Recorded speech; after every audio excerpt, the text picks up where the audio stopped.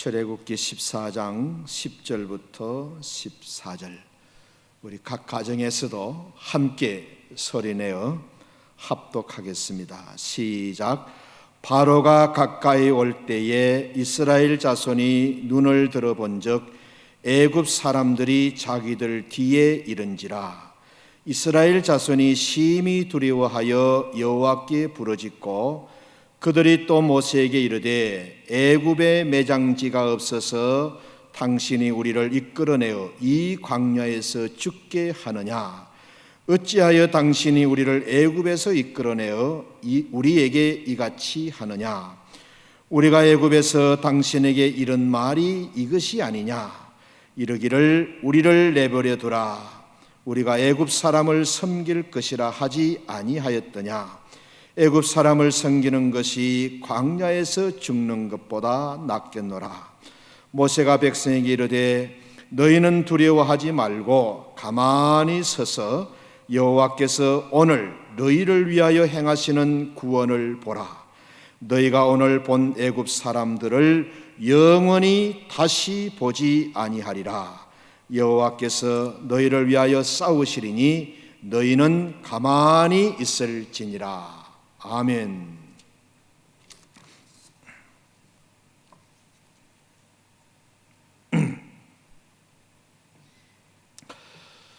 건물에 큰 불이 났을 때, 빌딩 이런 큰 건물 안에 불이 났을 때 여러분 가장 중요한 것이 뭐겠습니까?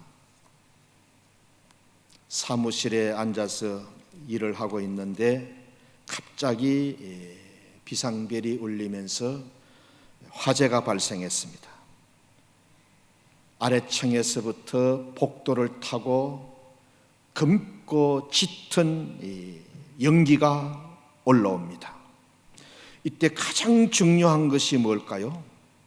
빠른 시간 안에 어디로 빠져나가야 할지를 알아내는 겁니다.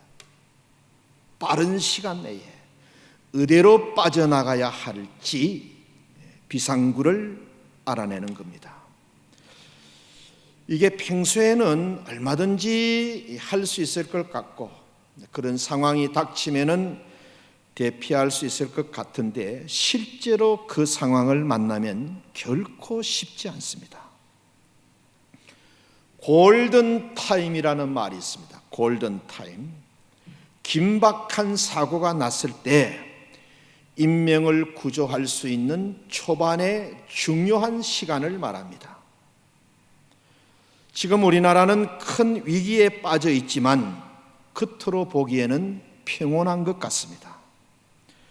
이때가 바로 우리에게는 골든 타임이 되는 겁니다. 이 골든 타임 때 어떻게 하느냐에 따라서 결과는 하늘과 땅만큼이나 다릅니다. 세월호 때도 그렇고 코로나 때도 그렇고 골든 타임을 놓쳐서 이렇게 홍역을 치르고 있지 않습니까? 미국 같은 나라는 위기의 순간에 어떻게 행동해야 하는지 모든 시스템이 법적으로 다 정해져 있습니다. 그에 비해서 우리나라는 위기 때 어떻게 해야 할지 제대로 정해져 있는 것이 없습니다. 이 중요한 골든 타임 때 우리 성도들은 무엇을 어떻게 해야 할 것인가 성경에서 가르침을 받았으면 좋겠습니다. 오늘 성경을 보면 우리와 아주 비슷한 처지에 있었던 사람들을 볼 수 있는데 이스라엘 백성들입니다. 430년 만에 애굽에서 종살이 하다가 해방되었습니다. 430년 동안입니다. 그럴 만한 능력이나 자격이 있어서 자유와 해방을 맞은 것이 아닙니다. 하나님의 일방적인 은혜로 그 지긋지긋한 노예 생활에서 벗어날 수 있었습니다. 이스라엘 백성들은 엄청난 기쁨과 기대를 가지고 애굽을 빠져나옵니다. 그런데 애굽을 빠져나오자마자 곧바로 생각지도 못한 위기 상황을 만나게 됩니다. 모세가 백성들을 이끌고 간 것이 도저히 빠져나올 수 없는 외통수 길이었어요. 앞으로 쭉 가면 홍해가 앞을 막고 있고 양쪽에는 큰 산이 있어서 전진도 후퇴도 할 수 없는 길, 진퇴가 양난한 상황이었습니다. 애굽 바로 왕이 보니까는 모세가 백성들을 이끌고 애굽을 빠져나갔는데 길을 몰라도 너무 모르는 거예요. 그야말로 외통수 길로 가고 있잖아요. 이건 완전히 도가내던 증거입니다. 그래서 애굽의 모든 병거와 마병들을 총출동시킵니다. 이유는 이스라엘 백성들을 싹 다시 잡아오려고. 이때 이스라엘 백성들은 선택이 아마 세 가지일 겁니다. 홍해에 빠져 죽든지, 애굽 군대의 칼에 죽든지, 아니면 다시 노예로 끌려가든지. 이래도 죽고 저래도 죽는 아비규환이었습니다. 이젠 죽었구나. 다 절망하고 낙심했습니다. 우리나라는 경제적으로 눈부시게 발전했습니다. 세계 어디를 가보아도 한국처럼 깨끗하고 편리하고 안전한 데가 없습니다. 36년 동안 일본 제국주의, 일제라 그러지요. 일제의 나라를 빼앗기고 수탈이라는 수탈은 다 당했습니다. 제가 우리 어머님께 여러 번 들었습니다. 시골 농가에 있는 밥그릇 숟가락까지 일제가 포탄 만든다고 다 빼앗아 갔답니다. 짐승이라는 짐승은 다 빼앗아 가서 잡아먹고 집에 있는 쇠붙이 하나 남겨놓지 않고 다 빼앗아 갔답니다. 그리고 5년 뒤에 6.25 전쟁이 일어나서 제대로 된 건물 다리 하나 남겨놓지 않고 3년 동안 전 국토가 폐허와 잿더미로 변했습니다. 그런 폐허와 잿더미 위에서 불과 60년 만에 지금은 세계 10위 경제 대국이 되었습니다. 세계는 이것을 한강의 기적이라고 말합니다. 세계 어디를 가도 삼성, LG, 현다이, 세계 여러 나라 공항이나 호텔에 한번 가보십시오. 거기 모니터 텔레비전은 거의가 삼성, LG입니다. 신앙적으로도 엄청난 부흥을 이루었습니다. 장로교, 순복음, 침례교, 감리교, 세계 최대 교회의 규모가 우리나라에 여러 개 있을 정도입니다. 장로교단 가운데 가장 큰 교회도 한국에 있고, 순복음도 마찬가지고 침례교도 마찬가지고 감리교도 마찬가지입니다.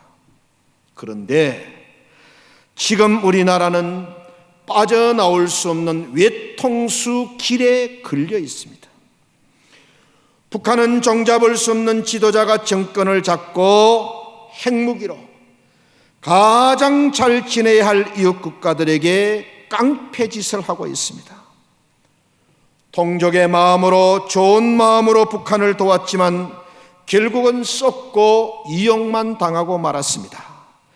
정말 속은 것인지 썩는 척하면서 일부러 도와준 것인지 진실은 드러나게 될 겁니다.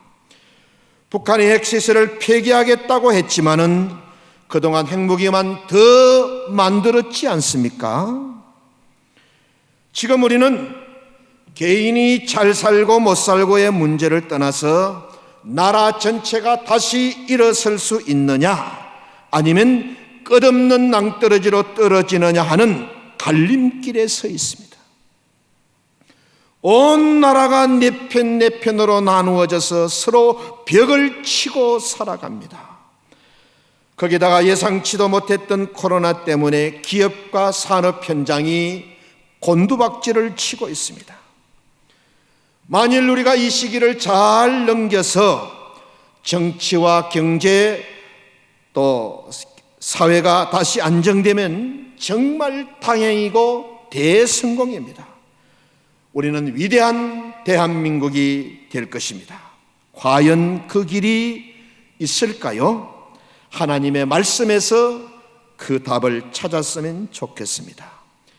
가장 힘들고 가장 어려울 때 하나님은 어떻게 하라고 말씀해 주시는가? 가장 길이 안 보이고 가장 걱정될 때 어떻게 하는 것이 사는 길인가? 하나님은 어제나 오늘이나 영원토록 동일하신 하나님이시기 때문입니다. 이스라엘 역사에서 백성들이 가장 신나고 가장 뿌듯했을 때는 언제였을까요? 430년의 노예 생활을 끝내고 출애굽했을 때입니다. 우리는 일제 36년도, 금년이면 77년째 됩니까? 76년이 지났는데도 못 잊잖아요. 430년은 36년의 약 12배입니다. 출애굽 당시 애굽은 어떤 나라였습니까? 지금의 미국 정도가 아닙니다. 세계에서 가장 군사력이 강했고 가장 경제적으로 잘 사는 나라였습니다. 다른 나라는 흉년이 와가지고 기근을 만나고 먹을 것이 없어도 나일강이 있어서 늘 곡식이 있고 땅이 비옥해서 밀을 많이 생산했습니다. 세계 최대의 곡창지대를 가지고 있었던 거죠. 그래서 창세기에 보면 가나안에 살던 요셉의 형님들이 곡식을 구하려고 애굽으로 내려갔지 않습니까? 지금의 이집트는 아주 가난한 나라지만은 당시의 이집트는 밀 생산이 엄청났고 당대 최고의 강대국이었고 부국이었습니다. 이런 최고 강대국에 하나님이 10가지 재앙을 퍼붓습니다. 애굽의 곡창지대를 만들어 주었던 나일강이 하루아침에 피로 바뀌었습니다. 수천만 마리의 개구리가 강에서 올라와 가지고 마당이고 방이고 식탁이고 침대이고 셀 수도 없는 파리떼가 새카맣게 날아들고 애굽 땅에 우박이 내리고 전염병 재앙이 내리면서 가축이란 가축은 다 죽고 나중에는 하늘이 캄캄해지고 모든 장자가 죽는 재앙까지 내렸습니다. 상황이 이쯤 되니까는 애굽 왕 바로와 신하들은 무조건 하나님께 손을 번쩍 들었습니다. 항복한 겁니다. 왕이든 종이든 사람이든 짐승이든 초태생으로 태어난 것은 하룻밤 사이에 다 죽어 싸늘한 시체로 변했습니다. 이때 이스라엘 백성들의 권세가 얼마나 대단했는지 출애굽하기 전에 애굽 사람들 집에 가가지고 내어놓으라고 말만 하면 그 사람들이 금, 은, 폐물이든 옷이든 다 주었습니다. 그래서 엄청난 전리품을 챙겨서 애굽을 빠져나왔습니다. 그런데 애굽을 나오자마자 죽음의 길로 들어서고 만 거예요. 애굽을 빠져나와가지고 간 길이 홍해 쪽이었습니다. 출애굽기 13장 18절에 보면 하나님이 홍해 광야길로 백성들을 인도하시매. 누가 인도했습니까? 하나님이 인도했어요. 그런데 그 길이 어떤 길입니까? 양쪽에는 산이 있고 앞에는 큰 홍해가 가로놓여 있는 그야말로 외통수 길, 꽉 막힌 길이었어요. 애굽의 바로 왕이 이스라엘 백성들을 보내놓고 보니 너무 억울하고 괘씸해서 견딜 수가 없는 거예요. 그래서 성경을 보면 애굽 전지에서 아주 좋은 병거 600대를 선발하고 모든 애굽의 병거들을 다 동원해서 맹추격을 합니다. 당시 그야말로 세계를 주름잡고 있던 애굽 군대 아닙니까? 그 군대가 출애굽한 이스라엘 백성들을 추격해 오는 거예요. 얼마나 무섭고 두려웠겠습니까? 다시 노예로 잡혀가든지 칼에 죽든지 강에 바다에 빠져 죽든지 위기에 처했습니다. 상황이 이쯤 되자 사람들의 그 뚫린 입이 조용히 있겠습니까? 온갖 원망, 온갖 불평을 쏟아내는 겁니다. 차라리 애굽에서 나오지 않았더라면 더 좋았을 것을, 모세의 말을 듣지 말았어야 하는데, 하나님께 속지 말았어야 하는데, 괜히 모세 말만 듣고 하나님의 능력 믿는 바람에 우리 다 죽게 되었다. 반면에 바로에게는 지금보다 더 복수하기 좋은 기회가 없습니다. 지금까지 10가지 재앙을 얻어맞고 장자가 죽고 애굽에 당한 모든 창피를 안갚음할 수 있는 기회인 거예요. 온 세상 앞에 그야말로 본때를 보여줄 수 있는 절호의 찬스.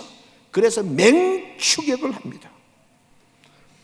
이스라엘 백성들은 일제히 목에 핏대를 세우면서 하나님과 모세를 향하여 원망과 욕을 퍼붓습니다. 세상에 애굽의 매장지가 없어서 우리를 이 광야로 이끌어내어 죽게 하느냐?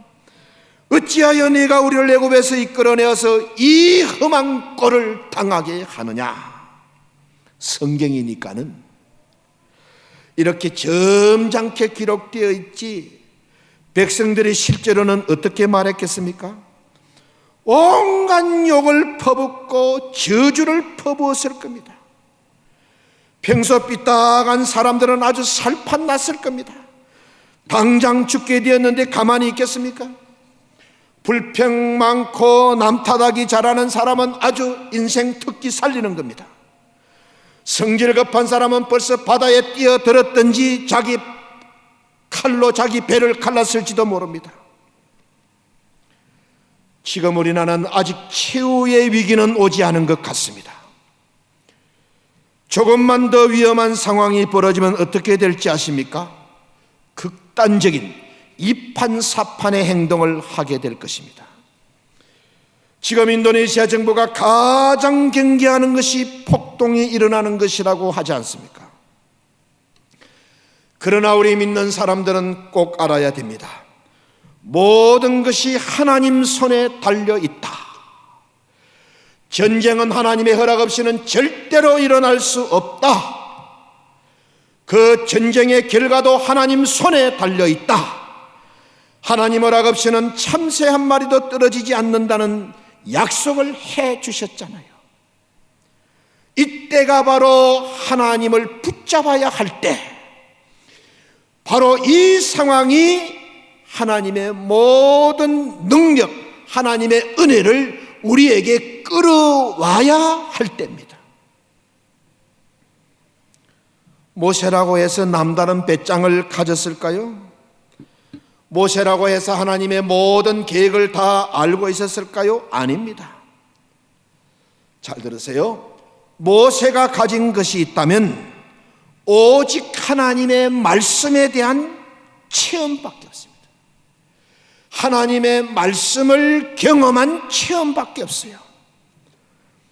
도무지 이해가 되지 않아도 하나님의 말씀에 순종했을 때 하나님의 엄청난 능력이 나타났던 영적 체험을 했지 않습니까? 하나님이 모세를 불러가지고 네가 바로한테 가가지고 내 백성을 보내라. 하나님, 내가 누군데 바로한테 갑니까? 내가 가서 바로에게 말을 한들 바로가 내 말을 듣겠습니까? 바로가 누구인지 하나님도 아시지 않습니까? 아무리 생각해도 바로가 자기 말 듣고 이스라엘 백성들을 430년 동안 부려먹었는데 그냥 보내줄 것 같지가 않습니다. 그런데 하나님이 말씀하신 대로 하나님의 말씀에 순종해서 바로에게 가서 전했을 때 어떻게 되었습니까? 강이 피가 되고 개구리가 수천만 마리씩 올라오고 하늘이 캄캄해지고 온 세상을 파리가 덮고 병으로 가축이 죽고 우박이 내리고 메뚜기가 땅을 덮고 마지막에는 사람 짐승할 것 없이 초태생은 다 죽고 말았잖아요. 이때 모세는 하나님의 말씀에 능력이 있음을 알게 된 거예요. 그런데 그 말씀에 하나님의 말씀을 따라 가지고 불기둥 구름 기둥으로 인도를 받고 왔는데 오히려 죽게 되었어요. 지금 이 외통수 길로 가다가 지금 애굽의 추격을 받고 있잖아요. 그런데도 성경을 보면 모세는 하나님의 말씀의 능력을 체험했기 때문에 하나님의 말씀을 의심하지 않습니다. 하나님의 말씀의 능력이 있음을 믿습니다. 그래서 자기가 길을 제대로 왔는지 잘못 왔는지 따지지 않습니다. 그리고 백성들의 원망과 불평하는 그런 말에 하나도 휘둘리지 않습니다. 모세에게 중요한 것은 지금 이 상황에 하나님이 말씀을 주시느냐 안 주시느냐, 이게 가장 중요한 거예요. 이 상황에 가장 중요한 것은 하나님의 말씀이 들리느냐 들리지 않느냐, 그게 중요한 거예요. 그런데 백성들이 막 소리를 지르고 원망하니까는 하나님의 말씀을 들을 수가 없는 거예요. 그래서 뭐라 합니까? 13절 보세요. 모세가 백성에게 이르되 너희는 두려워하지 말고 가만히 서서 여호와께서 오늘 너희를 위하여 행하시는 구원을 보라. 오늘 너희가 본 애굽 사람들을 영원히 다시 보지 못할 것이다. 모세는 두려워하지 않는 방법을 가르쳐주고 있어요. 첫째, 떠들지 말고 가만히 있으라. 하나님의 백성은 위기 때 떠들면 안 됩니다. 하나님의 말씀을 들을 수 없기 때문에. 불안하고 두려울 때 그 사람 입에서 나오는 말이 그 사람의 신앙입니다. 그때 제기를 하면 그 사람의 신앙은 제기할 신앙이 되는 거예요. 그때 예의 빌어먹을 그러면 그 사람의 신앙은 빌어먹을 신앙이 되는 거예요.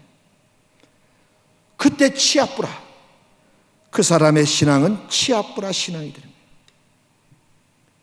그때 미치고 팔딱 뛰겠다 하면 그 사람의 신앙은 미치고 팔딱 뛰는 신앙.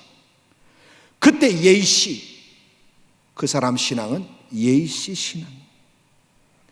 불안하고 두려울수록 가장 먼저 입을 다물어야 됩니다.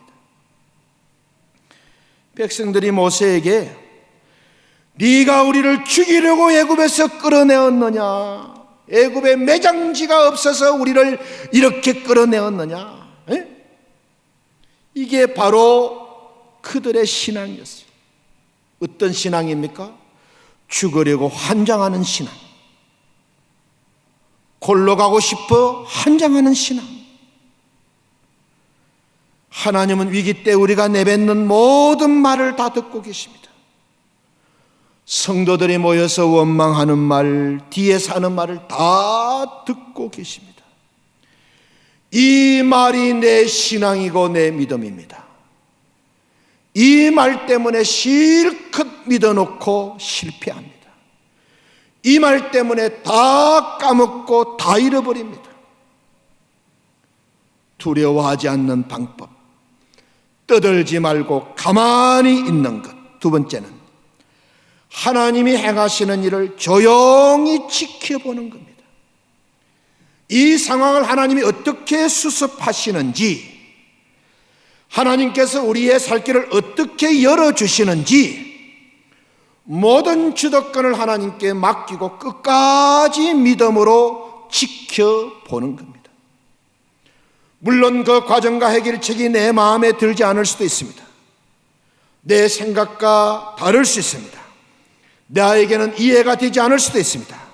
그러나 절망하지 말고 묵묵히 기다려야 됩니다.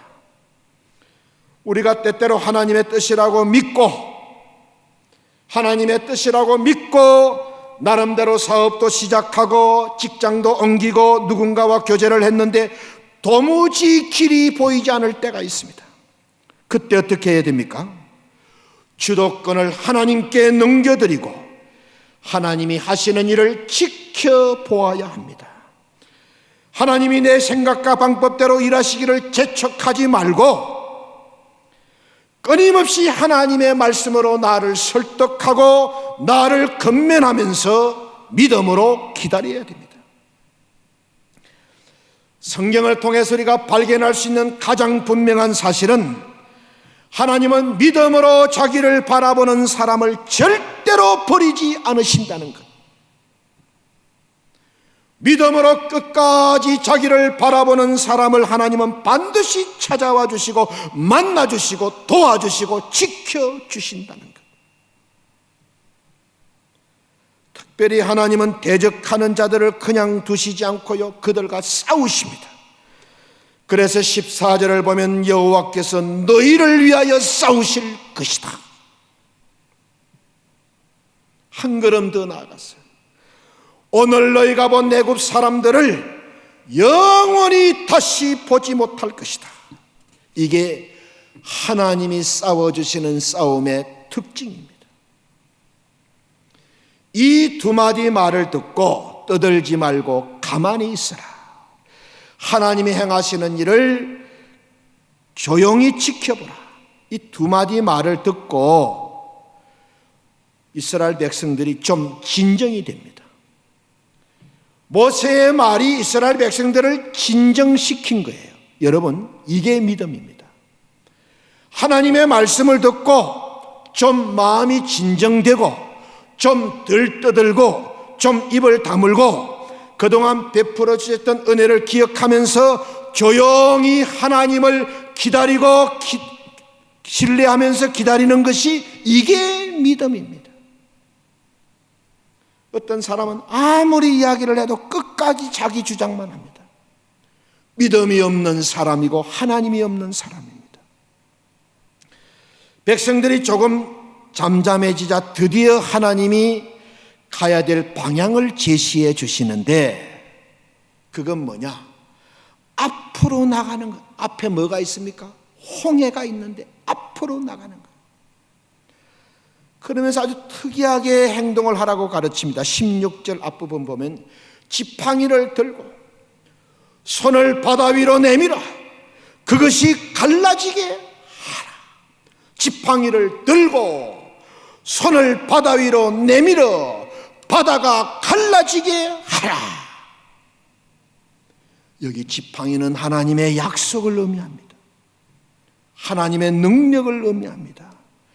하나님이 모세와 함께 하시면 하나님이 이스라엘 백성과 함께 하시고 모세와 함께 해 주시겠다는 약속.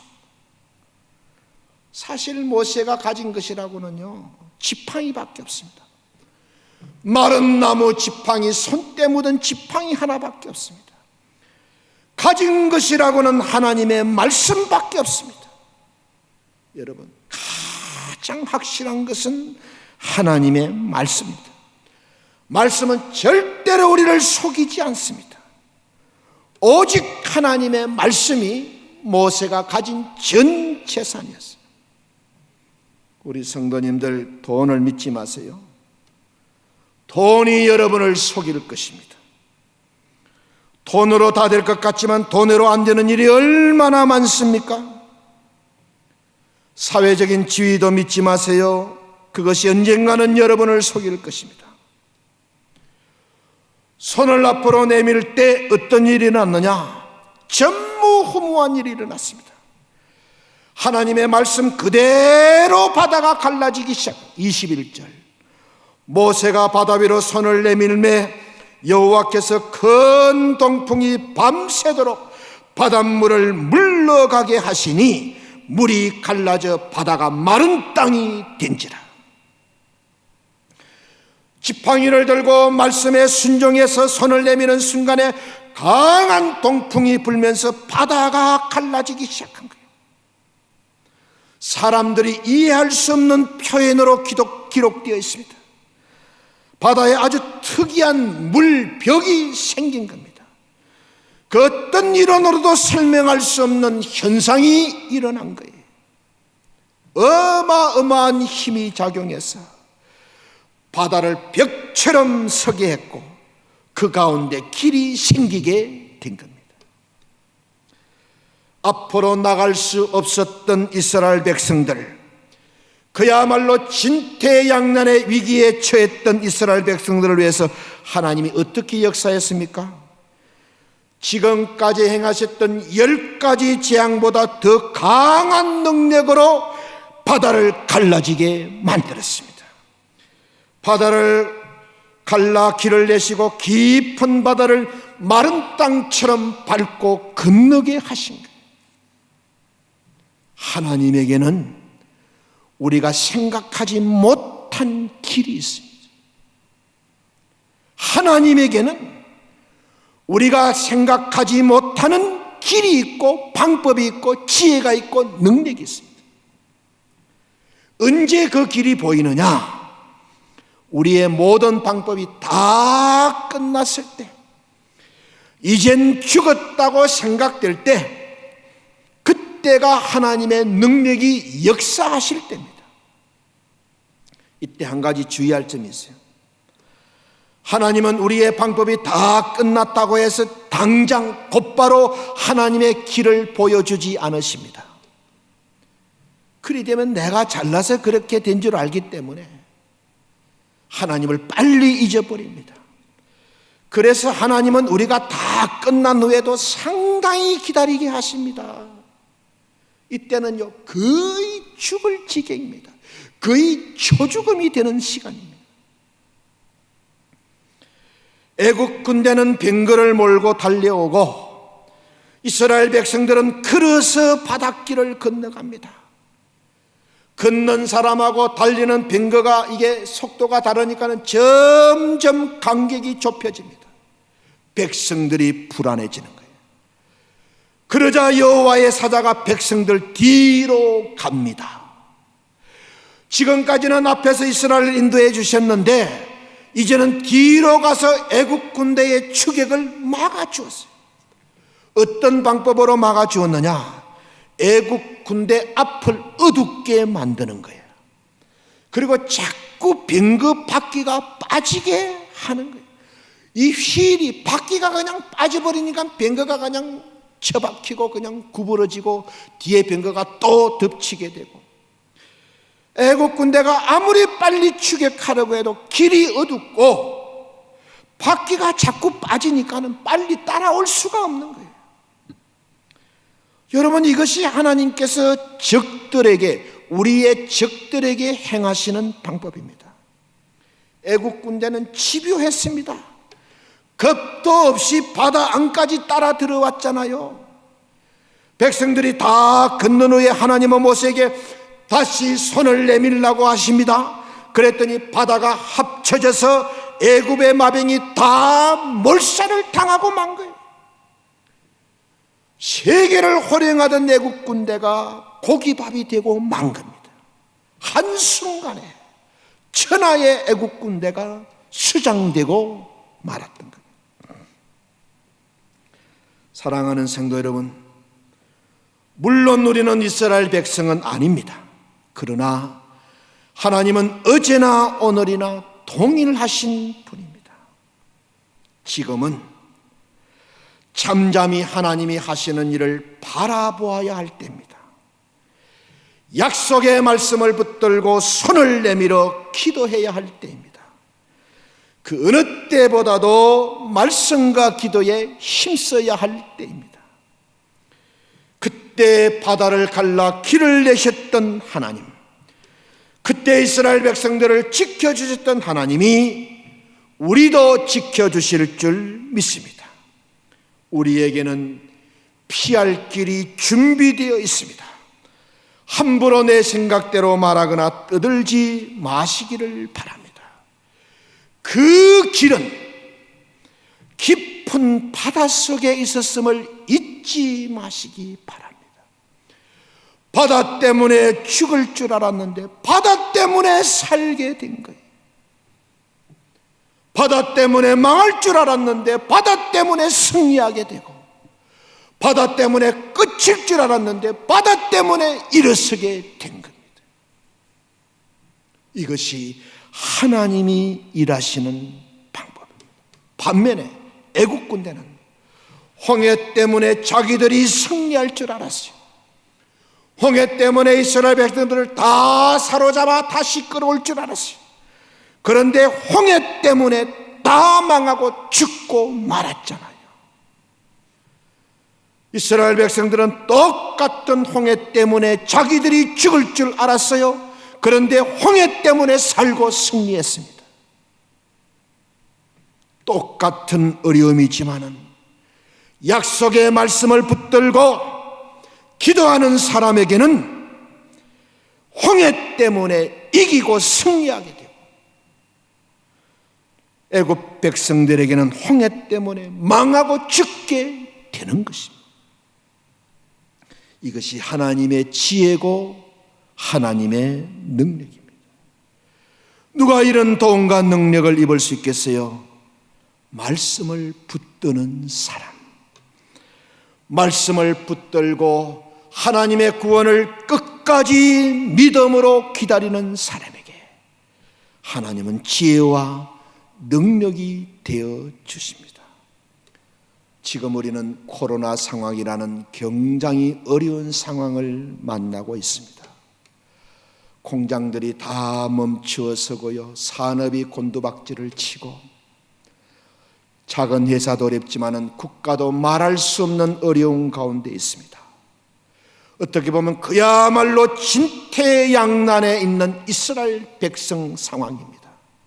그러나 사람들 보기에는 앞에는 바다고 좌우에는 높은 산이 있고 뒤에는 애국 군대가 쫓아오고 아무리 봐도 길이 없지만 하나님은 그 깊은 바다 속에 자기 백성을 위하여 길을 준비해 놓았습니다. 바다 때문에 죽는 줄 알고 왜 우리를 애굽에서 이끌어내었냐고, 세상에 매장지가 없어 우리를 이 광야로 이끌어내었나냐고 그렇게 원망하던 백성들에게 바다 때문에 죽을 줄 알았는데 바다 때문에 살잖아요. 이스라엘 백성들이 다 건너고 나니까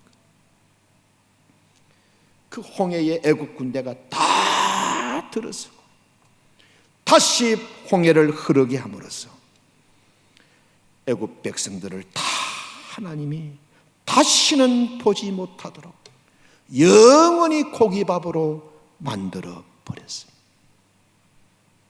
이 위기 상황에 어쩌면 이스라엘 백성들과 똑같은 위기 상황에 길은 어디에 있습니까?